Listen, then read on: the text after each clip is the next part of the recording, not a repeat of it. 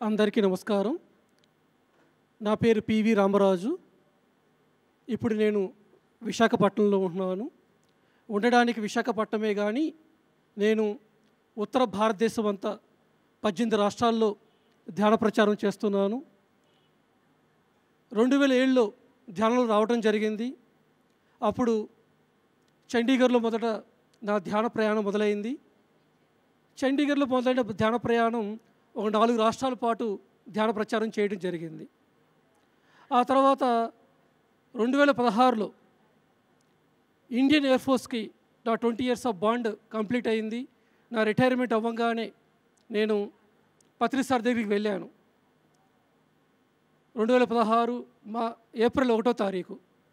అప్పుడు సార్ మానువులో ఉన్నారు. అప్పుడు సార్ని ఒక మెసేజ్ అడిగారు, ఒక మెసేజ్ రాయండి సార్ అని.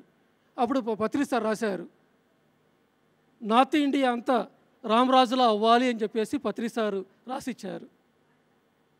మరి అది దానికి ముందు ఒక సంవత్సరం ముందు 2015లో ఇలా ధ్యాన మహాచక్రానికి ఒక ప్రోగ్రాం అవుతుంది, సన్నాహక ప్రోగ్రాం అవుతుంది తాజ్ హోటల్ హైదరాబాదులో. అప్పుడు నేను చెప్పాను. అప్పుడు పత్రి సార్ ఏమన్నారంటే 2025లో ఈజిప్ట్ పిరమిడ్ చుట్టూ 25 లక్షల మందితో నేను ధ్యానం చేపిస్తాను అని చెప్పారు సారు.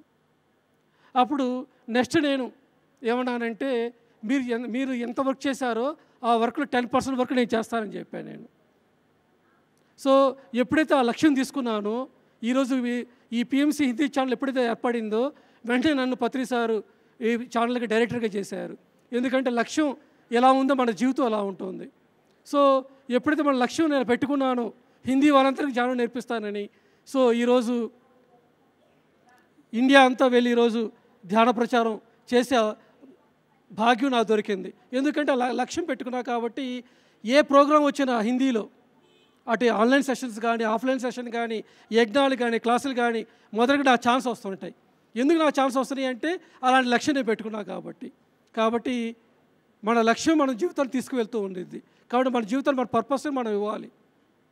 అదే ఈ సభాముఖంగా మీకు తెలియజేస్తున్నాను. Thank you so much.